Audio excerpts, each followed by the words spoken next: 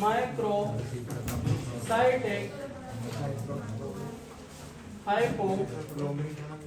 Hypochromic anaemia. Okay, microcytic hypochromic anaemia. जी भाई नजर तो बड़ी इसका माइक्रोसाइटिक हाइपोक्रोमिक एनीमिया। इसमें मैंने आप लोगों को कल वो नमूनिक भी बताया था, सही है। कि एक इसमें आता है सिड्रोब्लास्टिक एनीमिया, एक इसमें हमारे साथ anaemia of chronic disease, anaemia of chronic disease, lead poisoning, thalassemia and iron deficiency anemia। ये जो दो डिजीज है ना, दो, ये तो ऑलरेडी हमने पढ़े हुए। एक हमारे साथ आयरन डेफिशिएंसी एनीमिया और एक हमारे साथ है थैलेसीमिया। ओके, आज हमने ये जो बाकी तीन एनीमियाज है ना, ये छोटे छोटे टॉपिक्स है, इसको खत्म करके तो कल हमने नार्मोक्रोमिक एनीमिया पे जाना है। अब हमने पढ़ा हुआ था ना, हम जब हेमोग्लोबिन की सिंथेसिस पढ़ रहे थे, एचबी सिंथेसिस पढ़ रहे थे, तो हमने वही डायग्राम से ये जो सारा है ना, ये अगर आप लोगों को ये दो क्लियर है, थैलेसीमिया और आयरन डेफिशिएंसी एनीमिया, तो ये बहुत इजी है, ये तीनों के तीनों, सही है। हमने पहले जो पढ़ा था that is HB synthesis, haemoglobin synthesis. देखो भाई, हमारे साथ हेमोग्लोबिन के लिए जो प्रिकर्सर थे, एक था ग्लाइसिन और दूसरा हमारे साथ क्या था, सक्सिनाइल को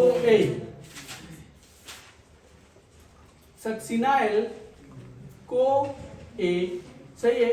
और ये जो सक्सिनाइल को ए था, इसकी हमारे साथ फॉर्मेशन कहां से हो रही थी, मीथाइल मेलानाइल को ए से, मीथाइल मेलानाइल को ए से, सही है। ये हमारे साथ मीथाइल मेलानाइल को ए से बन रहा था। ये दोनों जब हमारे साथ मिल जाए, ग्लाइसिन और सक्सिनाइल को ए, तो ये हमारे साथ क्या बनाता है, ये हमारे साथ इससे बनता है अमाइनो लेवलोनिक एसिड। ओके, इससे बनता है अमाइनो लेवलोनिक एसिड। और जब हमारे साथ अमाइनो लेवलोनिक एसिड के साथ एक और अमाइनो लेवलोनिक एसिड ऐड हो जाए ना, तो इससे हमारे साथ क्या बनता है, पोरफायरिन। ओके, अमाइनो लेवलोनिक एसिड के साथ जब दो अमाइनो लेवलोनिक एसिड एक दूसरे के साथ ऐड हो जाए ना, तो उससे बनता है पोरफायरिन। और जब पोरफायरिन के साथ 3 और पोरफायरिन ऐड हो जाए, से उसको हम पोरफायरिन बोलते हैं। और फिर हमारे साथ ये 3 पोरफायरिन, 3 पोरफायरिन, ये हमारे इससे प्रोटोपोरफायरिन बनता है। और इस प्रोटोपोरफायरिन के साथ जब आयरन ऐड हो जाए, उसको हम क्या, आयरन, दैट इज हीम। और फिर हीम के साथ जब ग्लोबिन रिंग ऐड हो जाए, ग्लोबिन रिंग, सही है, 4 ग्लोबिन रिंग, 2 अल्फा और 2 बीटा, इससे हमारे साथ हेमोग्लोबिन बनता है, हेमोग्लोबिन। ये हमारे साथ सिंपल पाथवे था।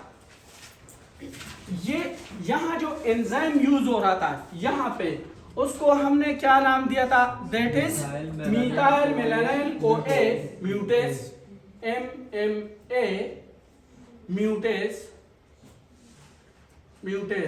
ओके, और इसके लिए जो कोपेक्टर था, that cofactor is known as vitamin B12। Okay, उसको हम कोबोलामीन भी बोलते हैं। तो इसके लिए जो कोफैक्टर था that is B12, vitamin B12, सही है। फिर हमारे साथ यहाँ पे ये सक्सिनेल को ए और ग्लाइसिन को एक दूसरे के साथ कंबाइन करना कौन से एंजाइम का काम था? That is amino लेवलुनिक acid synthase. यहाँ पे जो एंजाइम था that is known as amino लेवलुनिक acid synthase. और इसके लिए जो कोफैक्टर विटामिन यूज हो रहा था दैट इज विटामिन B6। यहां पे दैट इज विटामिन B6। इसको हम पेरिडॉक्सिन भी बोलते हैं। B6 को दूसरा नाम क्या लेते हैं? पेरिडॉक्सिन। और B12 को कोबोलामिन, दूसरा नाम कोबोलामिन लेते हैं। अब हमारे साथ यहाँ पे एक एंजाइम यूज होता है, ये जो आयरन और प्रोटोपोरपायरन को कंबाइन करता है, इस एंजाइम को हम क्या नाम देते हैं? That is known as फेरोचिलेटेज।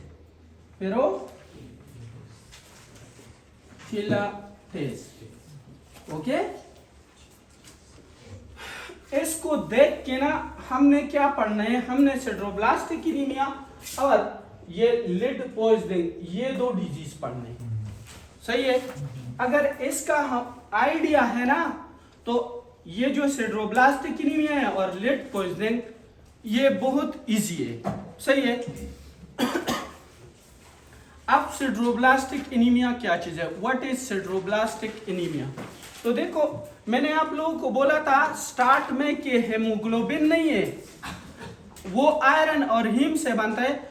मैंने आपको बोला कि अगर आयरन इंक्रीज हो जाए दैट इज नोन एज हीमोक्रोमाटोसिस, उसको हम हीमोक्रोमाटोसिस बोलते हैं, सही है। अगर डिक्रीज हो जाए वो हमारे साथ आयरन डिफिशिएंसी एनीमिया काज करता है। और अगर हमारे साथ आयरन है बॉडी में ऑलरेडी आयरन मौजूद है, सही है, नॉर्मल अमाउंट में, लेकिन उस आयरन को हम यूटिलाइज नहीं कर सकते, प्रॉपरली यूज नहीं कर सकते, that is known as sideroblastic anaemia. उसको हम सिड्रोब्लास्टिक एनीमिया बोलते हैं, सही है। तो सिड्रोब्लास्टिक एनीमिया में क्या होता है? हमारे साथ हम आयरन को यूटिलाइज नहीं कर सकते, सही है। यूटिलाइज तो नाम यहां पे सिड्रोब्लास्टिक एनीमिया कि what is this सिड्रोब्लास्टिक anaemia, okay, कि ये क्या चीज है। हमने पहले ये चीज जानना है, वो काजेस जानने हैं जो आयरन बॉडी में है लेकिन इस आयरन को यूटिलाइज नहीं करने देता, सही है। इस आयरन को यूटिलाइज नहीं करने देता, तो इसके दो काजेज हो सकते हैं, दो पॉसिबिलिटी है। एक इसका काज है जेनेटिकल काज, सही है, और एक हमारे साथ उसका काज है एक्वायर्ड, ओके। तो अब इस सिड्रोब्लास्टिक एनीमिया के जेनेटिक कौन सा काज है और इसके हमारे साथ एक्वायर्ड काज क्या है, सही है। तो जेनेटिक काज में हमारे साथ आता है अगर ये एंजाइम हमारे साथ क्या हो जाए, जेनेटिकली इसमें म्यूटेशन आ जाए, this is x-linked disease, okay, x-linked disease, ये हमारे साथ जेनेटिकली क्या हो जाए, म्यूटेट हो जाए, फिर ये अपना काम कर लेगा, सही है। ये पोरपायरन बन जाएगा, ये प्रोटोपोरपायरन बन जाएगा नहीं। तो अगर आयरन मौजूद भी है, आयरन बॉडी में मौजूद है, उसको प्रोटोपोरपायरन ही नहीं मिल रहा, तो हेमोग्लोबिन तो नहीं बनेगी ना, और decrease haemoglobin is known as anaemia, सही है। तो और क्या आयरन यूटिलाइज नहीं हो रहा, और वो एनीमिया जिसमें हमारे साथ आयरन यूटिलाइज नहीं हो रहा that is known as sideroblastic anaemia, okay. तो एक इसका जेनेटिक काज क्या है, अमाइनो लेवलुनिक एसिड की क्या mutation, amino लेवलुनिक acid synthase enzyme क्या हो जाता है, म्यूटेशन, और ये हमारे साथ क्या है, एक्स लिंक म्यूटेशन है, एक्स लिंक जेनेटिक म्यूटेशन है। सही है कि इसमें हमारे साथ क्या हो जाता है, ये काम नहीं करता, एक्स लिंक। सही है, तो this is x link disease.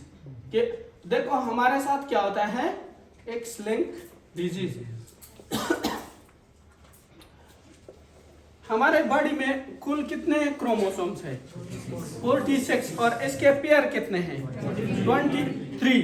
इसमें जो फर्स्ट 22 है ना, उसको हम ऑटोसोम बोलते हैं, और जो लास्ट है उसको सेक्स क्रोमोसोम होते हैं। फीमेल में XX और मेल में XY।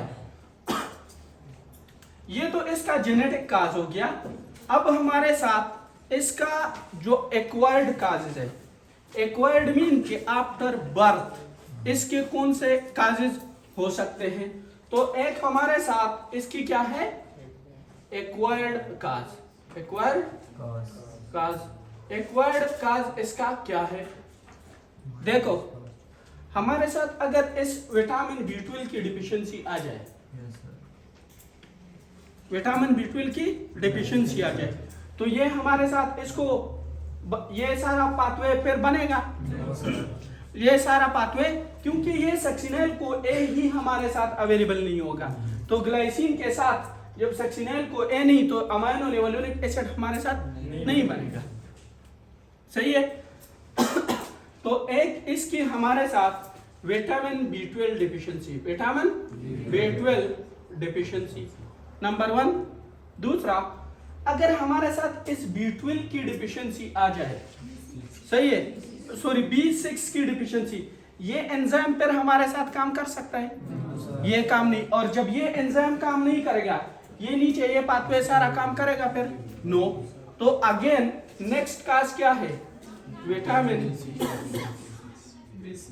B6 deficiency. ओके, ये इसकी डिफिशियंसी। इसके बाद हमारे साथ कार्सिनोमा, कार्सिनोमा में हमारे साथ क्या होती है, वो भी हमारे साथ क्या करते हैं, इन विटामिन की डिफिशियंसी काज करते हैं। सही है, एसिली रोमाटाइड आर्थराइटिस। ओके, तो नेक्स्ट इसकी जो काज है that is malignancy, malignancy, okay, SLE and rheumatoid arthritis, rheumatoid arthritis. Okay, ये हमारे साथ इसकी क्या है, काजेज है। सही है। इसके बाद कुछ ड्रग्स हैं हमारे साथ। सही है, ड्रग्स में देखो हम टीबी के लिए ड्रग यूज करते हैं ना, टीबी के लिए, उसमें एक ड्रग है आइसोनियाजिड, उसमें एक ड्रग क्या है, आइसोनियाजिड। आइसोनियाजिड की हमारे साथ क्या है, वो हमारे साथ B6 की डिफिशियंसी काज करते हैं। इसलिए जो भी टीबी का पेशेंट हो, वो क्या हमारे साथ एक भाई है। सही है, उसके लिए हम जितने भी आप एंटी ट्यूबरकुलर ट्रीटमेंट देते हैं ना, तो उसके साथ हम क्या देते हैं, B6 की टेबलेट देते हैं। अगर इस B6 की डिफिशियंसी आ जाए ना, तो सिड्रोब्लास्टिक एनीमिया भी होते हैं, और साथ में ये क्या करते हैं, पेरिफेरल न्यूरोपैथी काज करते हैं, पेरिफेरल न्यूरोपैथी। तो अगर आप कोई बंदा ले रहे हैं ना, ड्रग्स ले रहे हैं ट्यूबरकुलर, तो और ये B6 ना, तो वो कुछ दिन बाद आएगा, महीने 2 महीने के बाद आपको बोले कि मुझे कोई सेंस नहीं हो रहा, हाथ पाँव में जो कुछ टच हो रहा है ना, और या इससे सांस निकली हुई है, इसी तरह का कंप्लेन करेगा। सही है, इसको हम पेरिफेरल न्यूरोपैथी बोलते हैं। सही है, तो हमारे साथ आइसोनियाजिड, और एक ड्रग है फिनिटाइन, फिनिटोइन, ये हमारे साथ एंटी एपिलेप्टिक ड्रग है। ये हमारे साथ क्या है, this is anti epileptic drug. सही है। एक हमारे साथ कापर, कापर की अगर बॉडी में क्या हो जाए, कॉपर नहीं है, उसकी पॉइजनिंग काज हो जाए। सही है, वो उसको हम क्या बोलते हैं, कापर अगर ज्यादा हो जाए उसको हम विल्सन डिजीज बोलते हैं। सही है, तो कॉपर की टॉक्सिसिटी, कॉपर टॉक्सिसिटी, टॉक्सिसिटी, और एक हमारे साथ लिड पॉइजनिंग। लिड पॉइजनिंग क्या करता है, कि वो हमारे साथ इस एंजाइम को ब्लॉक करते हैं, लिड नहीं है, इसको ब्लॉक करते हैं, इसको ब्लॉक करते हैं। सही है। तो हमारे साथ लिड टॉक्सिसिटी, लिड टॉक्सिसिटी ये हमारे साथ क्या है, सिड्रोब्लास्टिक एनीमिया के क्या है, काजेस है। These are the causes of sideroblastic anaemia. अब अगर किसी बंदे को हमारे साथ क्या हो जाए, सिड्रोब्लास्टिक एनीमिया हो जाए, सही है, इन काजेस की वजह से आयरन ज्यादा है, आयरन हमारे साथ क्या है, ज्यादा है, और हमारे साथ क्या उस यूटिलाइज नहीं हो रहा, तो उसमें क्या क्लिनिकल फीचर्स आएंगे, what will be the clinical feature of sideroblastic anaemia. तो पहले तो इसकी क्लिनिकल फीचर वही है ना जो हमारे साथ क्या है, जो नाम वो तो नॉर्मल क्या है फीचर्स है इसके। तो उसमें हमारे साथ क्लिनिकल फीचर्स में एक तो फेलर, ये सारे एनीमियाज में होता है, ओके। इसके साथ फैटीग, ओके, वीकनेस,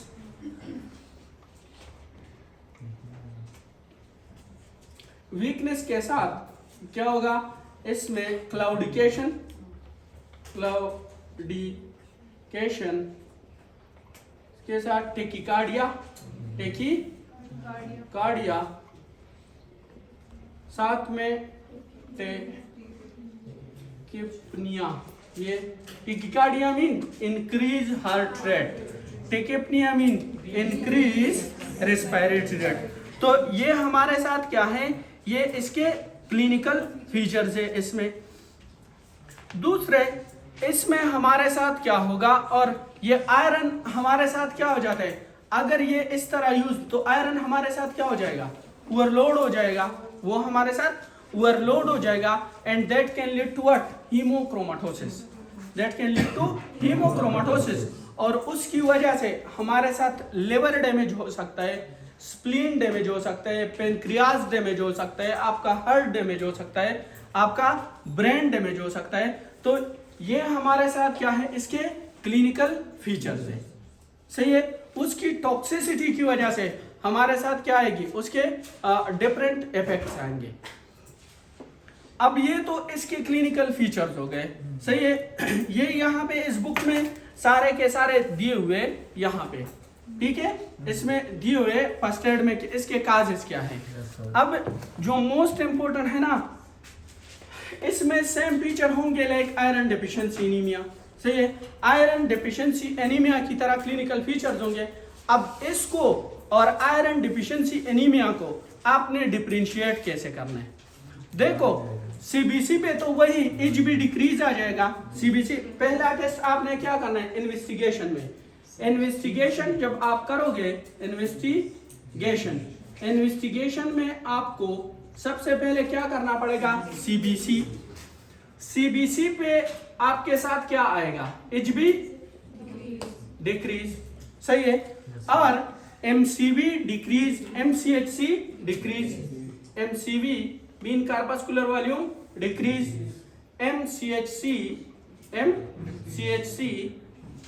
ये डिक्रीज होगा, एनसीओसाइटोसिस एंड फोलिकोसाइटोसिस, ओके, ये हमारे साथ मिलेगी पेरिफेरल स्मेयर पे, सही है। अब इसको और आयरन डेफिशिएंसी एनीमिया को आप डिफरेंशिएट कैसे करोगे, कि कैसे इस चीज को आप क्या करो, उससे डिफरेंशिएट करो। देखो तो आपके साथ सीरम आयरन क्या होगा, सीरम आयरन स्टडी आप करोगे, उसके जरिए आपने क्या करना है, डिफरेंशिएट करना है सिड्रोब्लास्टिक एनीमिया को और आयरन डेफिशिएंसी एनीमिया को। तो नेक्स्ट आपने स्टडी करना है आयरन स्टडी। आयरन स्टडी पे जब आप सीरम आयरन चेक करोगे तो वो ज्यादा होगा या कम, ज्यादा होगा। सीरम आयरन वो हमारे साथ क्या हो जाएगा, इंक्रीज हो जाएगा। पेराटिन के साथ क्या हो जाएगा, सीरम पेराटिन के साथ क्या हो जाएगा, सीरम पेराटिन हमारे साथ क्योंकि यूज नहीं हो रहा, जब यूज नहीं हो रहा तो वो हमारे साथ क्या हो जाएगी, इंक्रीज हो जाएगी। सीरम पेराटिन वो इंक्रीज हो जाएगा। और यहाँ पे आ जाता है, अगर सीरम आयरन ज्यादा है और पेराटिन ज्यादा है तो हमारे साथ सैचुरेशन क्या हो जाएगी, सैचुरेशन हमारे साथ इंक्रीज हो जाएगी, सारा का सारा वो क्या हो जाएगा, ट्रांसपेरेंट, वो सैचुरेट हो जाएगा। सैचुरेशन क्या होगा, saturation of transparent will be increase, but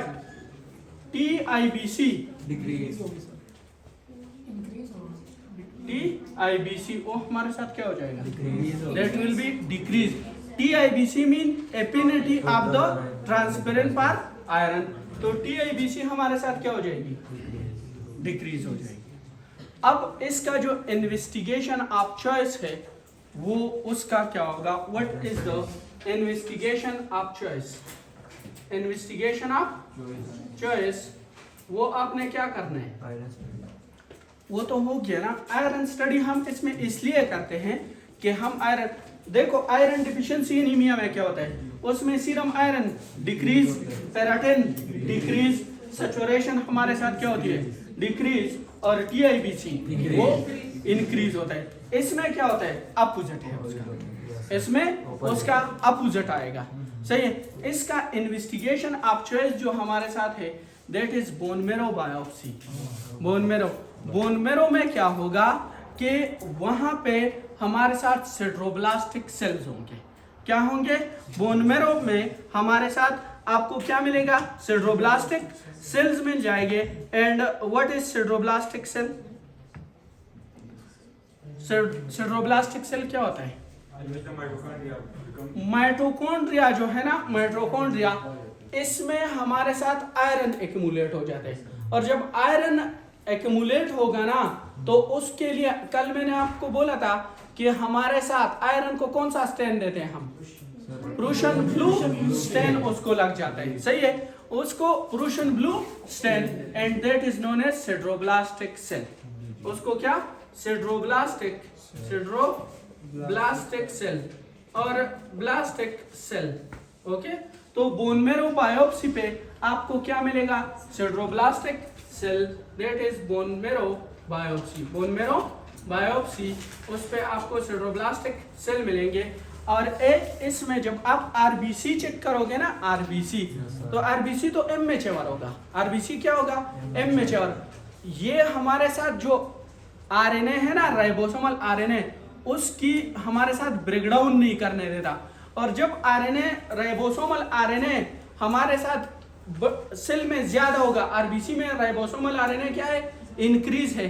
तो मैंने आप लोगों को बोला था कि RNA और राइबोसोम वो कौन सा डाई लेते हैं, बेजोपेलिक, और हेमोग्लोबिन इसिनोपेलिक, सही है। और ये जो राइबोसोमल RNA जो बेजोपेलिक स्ट्रैंड लेते हैं ना RBC में, इसको हम बोलते हैं बेजोपेलिक स्टेपनिंग। ये पेरिफेरल स्मीयर पे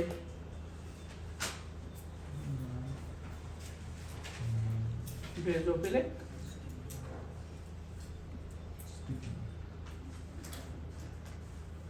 स्टेपनिंग, इसको ट्रीट कैसे करना है, हाउ टू ट्रीट इट, समझ आ गया भाई, इसमें कोई कंफ्यूजन है, हाँ क्लियर हो गया, किसी को कोई, या तो सबको समझ आ गया बिल्कुल क्लियर, या किसी को समझ नहीं है, दो पॉसिबिलिटी हो सकती है, सही है, क्लियर हो गया। ट्रीटमेंट कैसे करोगे, अंडरलाइन काज को ट्रीट करना है, अंडरलाइन काज को आपने क्या करना है, ट्रीट करना है, सिंपल ट्रीट द अंडरलाइन काज, जिसकी वजह से डिफिशियंसी आई हुई है वो क्या करो, उसको ट्रीट करो, ये खुद ब खुद हमारे साथ क्या हो जाएगा, ट्रीट हो जाएगा, ओके। तो ये हमारे साथ समझ आ गया सिड्रोब्लास्टिक एनीमिया, ये सारे के सारे इसमें से ये वाला जो पैराग्राफ है ना, ये पैराग्राफ, ये आपने क्या करना है, रीड करना है, से ये हो गया सिड्रोब्लास्टिक एनीमिया। इसके बाद हमारे साथ आ जाता है ना लेड पॉइजनिंग, लेड पॉइजनिंग, ये बातें नहीं करो भाई, क्या हो गया,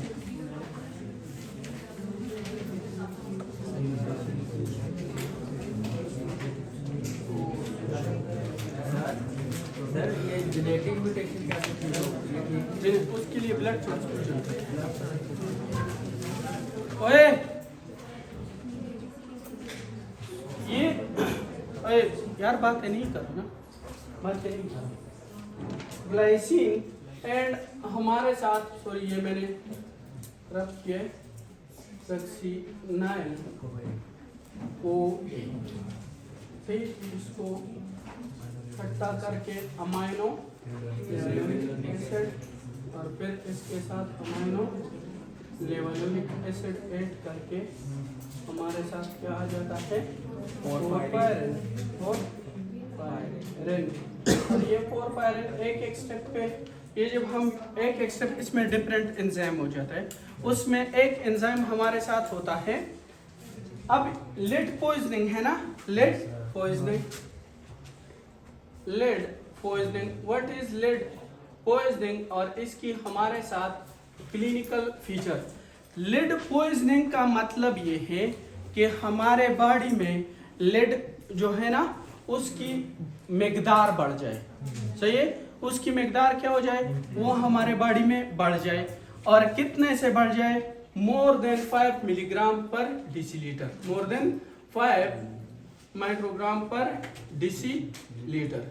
इससे अगर लेड ज्यादा हो जाए ना बॉडी में, इसको हम बोलते हैं लेड टॉक्सिसिटी, कि पेशेंट को क्या हो गया, लेड टॉक्सिसिटी।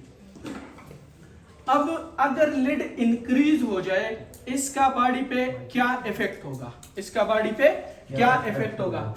तो भाई हमारे साथ पहले तो ये याद रखना कि ये हमारे साथ किस में ज्यादा होता है, बच्चों में, बच्चों में बहुत ज्यादा कॉमन होता है। It is common in children, common in children, children, सही है। और सेकंड पे ये हमारे साथ मेल में ज्यादा होता है एज कंपेयर टू फीमेल। ये ना ये हमारे साथ पैंट में ज्यादा होता है। तो बच्चे अक्सर औकात ना शरारत के लिए ये कहते हैं ना, जिस तरह मिट्टी का कल बोला था, तो ये क्या करते हैं, ये पैंट पर ये का लेते हैं, सही। और उसमें हमारे साथ क्या होता है, लेड होता है, इसलिए ये टॉक्सिसिटी हमारे साथ बच्चों में क्या होता है, ज्यादा हो जाते हैं। और इस मेल में हमारे साथ फीमेल के कंपेयर क्या, क्योंकि मेल लोग ज्यादातर बाहर फैक्ट्रियों में काम करते हैं ना, ये टायर वगैरह इनकी काम, और उसमें क्या होता है, लेड होता है। तो मेल में एज कंपेयर टू फीमेल ये क्या होता है, ज्यादा हो जाता है, सही है। अब एक बंदे को लेड टॉक्सिसिटी हो गई, सही है, लेड टॉक्सिसिटी। जब एक बंदे को लेड टॉक्सिसिटी हो जाए ना, तो ये हमारे साथ क्या करेगा, ये आके इस एंजाइम को ब्लॉक करता है, इसको ब्लॉक करता है, एक इसको ब्लॉक करता है, लेड इसको ब्लॉक करते हैं, और दूसरा ये हमारे साथ ब्लॉक करता है अमाइनो लेवलिक एसिड डिहाइड्रेटेज। वो भी यहाँ पे ये जो 1 बाई, ऐसा नहीं कि तीनों के तीनों आ जाते हैं, ये 1 बाई 1 ऐड होता है, तो that is amino levulinic acid dehydratase enzyme, से ये उसको भी ब्लॉक करते हैं। ये लिड एक तो पेरोक्सिलेटेज को ब्लॉक करता है, और दूसरा हमारे साथ ब्लॉक करता है किस चीज को, दूसरा ये ब्लॉक करता है हमारे साथ amino levulinic acid, amino levulinic acid डिहाइड्रेटेज। ये हमारे साथ ये अमाइनो लेवलिक एसिड डिहाइड्रेटेज, ये जो आप इस हेमोग्लोबिन की सिंथेसिस पढ़ोगे ना, एचबी की सिंथेसिस यहाँ पे दिया हुआ है, 1 बाई 1 स्टेप जब आता है ना यहाँ पे, तो ये हमारे साथ अमाइनो लेवलिक एसिड डिहाइड्रेटेज, ये यहाँ पे जब हमारे साथ एचबी की फॉर्मेशन होती है, सही है, तो इसमें हमारे साथ ये एंजाइम यहाँ पे है, सही है। तो ये दोनों अगर हमारे साथ दोनों में से किसी भी को ब्लॉक करते हैं, तो आगे ये पाथवे क्या, ये नहीं जा रहा, सही है। और हमारा मेन मकसद क्या है, हमारा मेन मकसद इस एचबी सिंथेसिस के साथ है, इस एचबी सिंथेसिस के साथ है।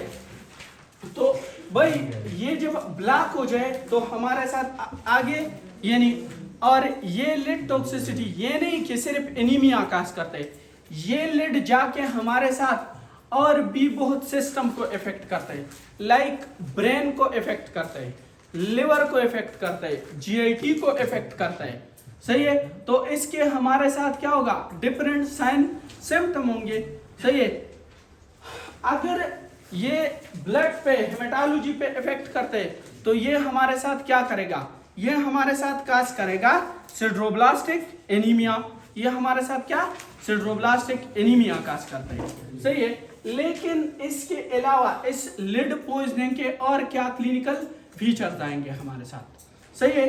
तो इसके साथ एक तो आ जाते हैं ना, इसके क्लिनिकल फीचर्स में हमारे साथ आते हैं लिड लाइन, क्या आ जाते हैं, लिड लाइन। इस लिड लाइन को एक और नाम भी दे जाता है, that is known as what, Burton line, BURTON। ये आपको कहाँ पे मिलते हैं, एक ना मैंने एक पिक्चर भेजा था ग्रुप में, सही है, कल था या सुबह, एक पिक्चर है, ये दांत नहीं है, दांत इसके नीचे यहाँ ब्लैक से लाइन बन जाते हैं, ब्लैक से, उस ग्रुप में मैंने पिक्चर भेजा हुआ है, that is lead line and teeth. और दूसरा जब आप एक्सरे करते हो ना तो बोन पे, बोन के मेटाफाइसिस पे, सही है, ये हमारे साथ बोन है ना, बोन, एक इसका ये ऊपर फर्स्ट हिस्सा जो होता है इसको हम मेटाफाइसिस बोलते हैं, सही है, इसको हम मेटाफाइसिस। फिर हमारे साथ क्या होता है, एपीफाइसिस बोलते हैं, एपीफाइसिस। एपीफाइसिस में हमारे साथ एक कार्टिलेज होता है, that is responsible for bone growth. और तीसरा जो पार्ट है ये शॉफ्ट, इसको हम क्या बोलते हैं, इसको हम डायफाइसिस बोलते हैं, डायफाइसिस आप बोल। तो ये जो मेटाफाइसिस है ना, आप जब एक्सरे करोगे तो इस पे इस तरह क्या लाइन आएंगे, ब्लैक से लाइन आएंगे, उसको हम लिड लाइन।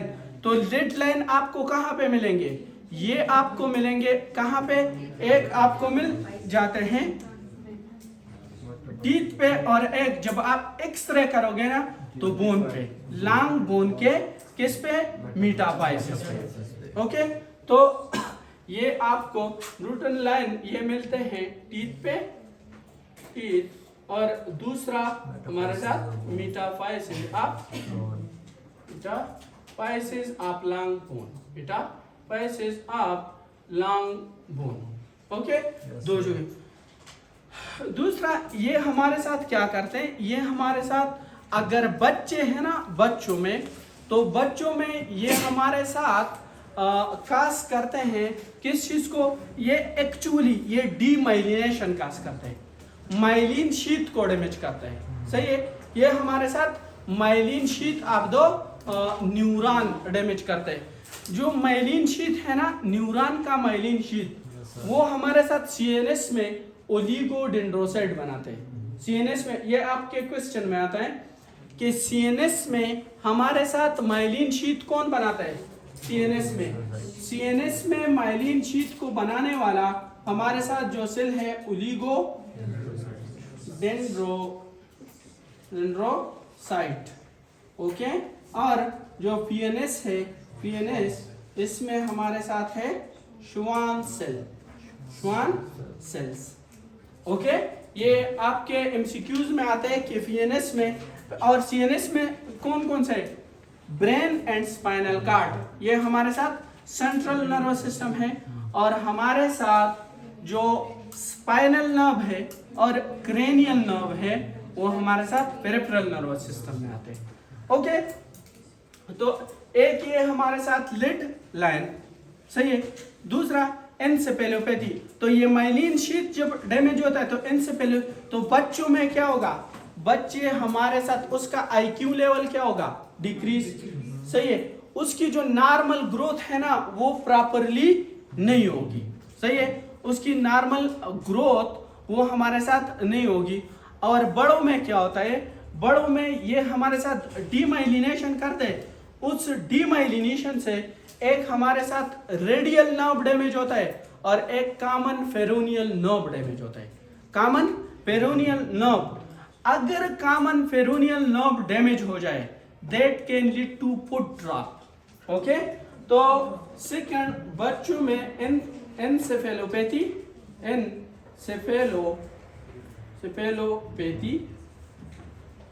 ओके, ये चिल्ड्रन में ज्यादा होता है।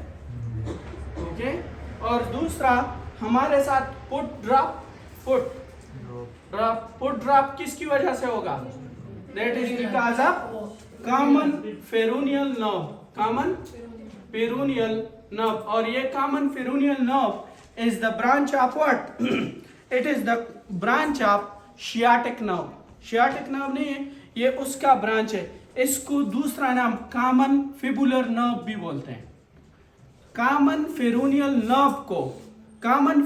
Nerve is the branch of sciatic nerve. Okay, common peroneal nerve is the branch of sciatic nerve, और इसको दूसरा नाम कॉमन फिबुलर नर्व भी बोलते हैं, फिबुलर नर्व। और अगर ये डैमेज हो जाए, इसकी वजह से क्या हो जाती है? Foot drop. सही है, इसकी वजह से फुट ड्रॉप हो जाती है। और दूसरा हमारे साथ रेस्ट ड्रॉप। तो रेस्ट ड्रॉप हमारे साथ इसकी वजह से क्या होती है? This is because of radial nerve. यार इस तरह होता है ना कि हमारे साथ इस पे एमसीक्यूज, ये जो रेस्ट ड्रॉप पे एमसीक्यूज आता है ना, आपको बोलेगा कि एक बंदा है, वो बाइक पे जा रहा था और उसकी क्या एक्सीडेंट हो गया, और ये ह्यूमरस बोन है ना, इस ह्यूमरस बोन का ये shaft of the humerus bone की क्या हो गई? फ्रैक्चर हो गई, इसकी फ्रैक्चर हो गई। सही है, और अब वो क्या, उसको रेस्ट ड्रॉप हुआ है। रेस्ट ड्रॉप वो एक्सटेंड नहीं कर सकता, रेस्ट को क्या कर सकता है? एक्सटेंड नहीं कर सकता। तो नर्व कौन सी इफेक्ट हुई है? ये जो रेडियल नर्व है ना, ये हमारे साथ शाफ्ट ऑफ द ह्यूमरस पे पास हुई है। तो इसलिए जब शाफ्ट ऑफ द ह्यूमरस का हमारे साथ क्या हो रहा है, उसका फ्रैक्चर हो रहा है, तो वो अपने साथ रेडियल नर्व को भी डैमेज करता है। सही है, तो ये दो हमारे साथ क्या कि इसकी सीएनएस के डिफेक्ट है, तो एक लेड टॉक्सिसिटी में, और दूसरा हमारे साथ क्या होता है? एनसेफेलोपैथी, और ये जीआईटी को इफेक्ट करता है। तो जीआईटी में ये हमारे साथ क्या करें? एब्डोमिनल कोलेक्स, एब्डोमिनल पेन होगा, नोजिया होगी, सही है, वोमिटिंग। सही है, इसका नेक्स्ट हमारे साथ क्या है? नोजिया,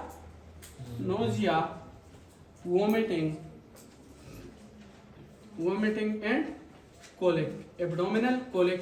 सही है, वो कोलिक जो स्मूथ मसल से जो पेन उठता है ना, उसको क्या कोलिक का नाम देते हैं। सही है, तो हमारे साथ कोलिक, और दूसरा जो ड्रॉप्स, जो रेस्ट ड्रॉप है, और ये एनसेफेलोपैथी और एब्डोमिन, और तीसरा हमारे साथ होगा सिड्रोब्लास्टिक एनीमिया।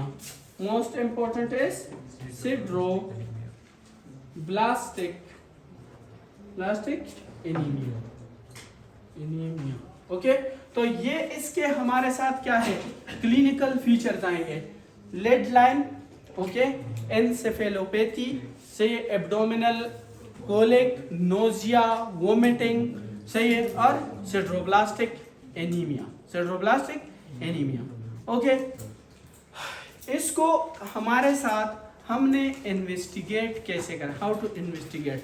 सिंपल, सीरम का जो लेड का लेवल है ना, वो चेक करेंगे। सीरम लेड, आपको पता होगा ना, आपको पेशेंट आके हिस्ट्री देगा कि मैं फलाना फैक्ट्री में क्या कर रहा हूँ, काम कर रहा हूँ। सही है, और उसके बाद मुझे क्या हुआ है? इसी तरह के क्लिनिकल फीचर डेवलप हुए। तो सारे के सारे क्लिनिकल फीचर्स क्या होंगे? एनीमिया के क्लिनिकल फीचर होंगे।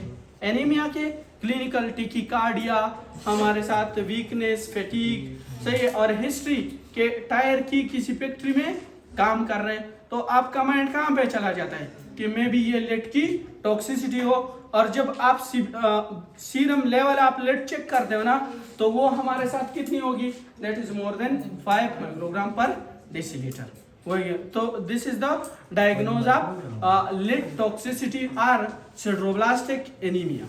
ओके, अब हमारे साथ और क्या कर सकते हैं? सीबीसी, तो सीबीसी में क्या होगा? एचबी हमारे साथ डिक्रीज, और माइक्रोसाइटोसिस एंड क्रोमिया, सही है, ये तो समझ आ रहा है ना, सही है, क्योंकि आयरन नहीं है ना, सही है, इसलिए मैंने बोला था कि हर एक लेक्चर से अगर आपको पहले स्टार्ट से नहीं था पता तो अब ये फिर एक्सप्लेन करना पड़ेगा, सही है। तो हाइपो और हमारे साथ क्या है, बेसोफिलिक स्टेपनिंग। बेसोफिलिक स्टेपनिंग का पहले भी बोल दिया, बेसोफिलिक स्टेपनिंग का मतलब ये है कि हमारे साथ क्या हो रहा है, बेसोफिलिक कि जो राइबोसोमल आरएनए है ना उसकी हमारे साथ ब्रेकडाउन नहीं हो रही, सही है। जब उसकी ब्रेकडाउन तो वो हमारे साथ क्या होगा, आरबीसी में अक्यूमुलेट होगा, और जब आरबीसी में वो अक्यूमुलेट होगा उसको आप डाई दोगे ना कलर, तो वो बेसोफिलिक डाई लेगा, that is known as basophilic stippling. Okay, अब इसको ये तो डायग्नोज हो गई कि आपने क्या सीरम लेड लेवल चेक करना है, सीरम लेड लेवल ये चेक करना है, सीबीसी करोगे, सही है, और पेरिफेरल स्मेयर, पेरिफेरल स्मेयर पे क्या होगा, माइक्रोसाइटोसिस, हाइपोक्रोमिया और बेसोफिलिक स्टेपनिंग जाएगी, बेसोफिलिक स्टेपनिंग। क्लियर हो गया? इसके बाद हमारे साथ इसकी treatment, how to treat it, क्या ट्रीटमेंट करोगे इसका?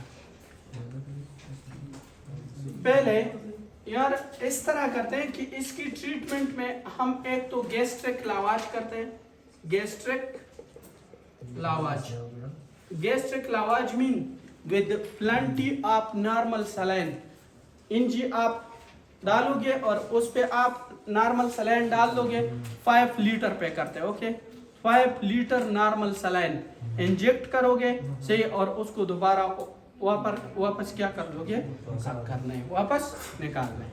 दूसरा, इसकी हमारे साथ आपने क्या देना है, इस पेशेंट को विटामिन सी, ओके, आपने विटामिन सी फूड में क्या इसको बोलना है कि विटामिन सी, विटामिन सी, सही है, विटामिन सी के साथ साथ ये विटामिन सी क्या करते हैं, आयरन की एब्जॉर्प्शन को बढ़ाएगा, सही है, आयरन देना है, और एक विटामिन डी, क्योंकि ये हमारे साथ क्या कर रहे हैं, ये हमारे साथ बोन को भी डैमेज कर रहे हैं, सही है, तो आपने क्या करना होगा, साथ में विटामिन डी, और फिर इसके चिलेटिंग एजेंट, ऐसे ड्रग्स आप देंगे जो हमारे साथ क्या करे, वो इसको बॉडी से निकाल दे, वॉश आउट करे, and that is what, that is dimercaprol, dimercaprol, इसमें एक आता है डायमर, डायमर कैप्रोल, एक पेनिसिलामीन, पेनिसिलामीन, एक होता है penicillin, penicillin is antibiotic, okay, this is penicillamine, okay, तो पेनिसिलामीन देना है। और बच्चों में जो यूज होता है ना, ये बड़ों में, बच्चों में आपने यूज करने सक्सिमर, ओके, बच्चों में अगर बच्चों की हिस्ट्री है ना, बच्चों की कि बच्चा है इस तरह हिस्ट्री है, उसमें यूज करना है सक्सिमर, उसमें क्या यूज करना है, सक्सिमर यूज करना है, सक्सिमर। बच्चों के लिए चिलेटिंग एजेंट क्या है, सक्सिमर। तो ये हमारे साथ ये दो जो हो गए ना, ये, और इसमें जब आप आयरन की स्टडी करोगे तो वो सेम किस तरह आएगा, same like sideroblastic anaemia, same like sideroblastic anaemia आएगा, ओके। तो ये हमारे साथ इसकी क्या, ये जो दो है ना स्टेप, और ये यहाँ ये एंटीडोट आ गया ना, तो भाई आप लोग जब बैक पे आओगे ना, एक पेज है इसके, आपके इन्हीं में से कम 2 क्वेश्चन तो आएंगे ये, और इसका कोई इलाज नहीं है, इसको आपने सिंपल रटना है, सिंपल रट्टा लगा के इसको याद करना है। ये नहीं है, ये 2020 के एडिशन में क्या है, 248 पेज है, इस पे लिखा हुआ है ये टॉक्सिसिटी है कि कौन सी टॉक्सिसिटी है, और उसके सामने उसका ट्रीटमेंट लिखा हुआ है, इसका एंटीडोट। ये फार्माकोलॉजी में जो जर्नल फार्माकोलॉजी है ना, उसमें जो एएनएस खत्म हो जाते हैं, ऑटोनोमिक नर्वस सिस्टम, उसके बिल्कुल बाद क्या आ जाता है, ये एंटीडोट्स आते हैं, और इसके से आपके इनिली में क्या है, कम से कम 2 क्वेश्चन आते हैं। या बोलेगा कि मॉर्फिन की एंटीडोट क्या है, तो यहाँ पे नैलेक्सोन लिखा हुआ है, सही। या आपको बोलेगा कि ऑर्गेनिक फॉस्फेट की पॉइजनिंग की एंटीडोट दैट इज एट्रोपिन, सही है। तो इसी तरह ये टॉक्सिसिटी दिए हुए और यहाँ पे लिखा हुआ है लिड पॉइजनिंग, तो सामने क्या पेनिसिलामिन लिखा हुआ है, सही है। तो ये सारे ये जो पेज है ना, इसका कोई कंसेप्ट ही नहीं है। ये तो हमने पढ़ लिया कि कौन सा एंजाइम है ये ब्लॉक कर रहे हैं, उसका रिजल्ट क्या निकलेगा, से इसका कोई कंसेप्ट है। इसका सिंपल आपके साथ क्या है, इसको याद रखना है, रखा कि कौन से टॉक्सिसिटी का कौन सा वो है एंटीडोट है। और ये फोरेंसिक मेडिसिन में ये टॉक्सिसिटीज नहीं है, ये आप फोरेंसिक मेडिसिन में पढ़ते हैं, फोरेंसिक मेडिसिन में ये पढ़ते हैं, सही है जी भाई। EDTA ये इसकी क्या है, इसकी एंटीडोट है, सही। ये भी इसका चिलेटिंग एजेंट है, ओके। एक और था एनीमिया ऑफ क्रोनिक डिजीज, लेकिन ज़्यादा हो जाएगा फिर आप लोग को, सही है। वो इसको याद करो, सही है।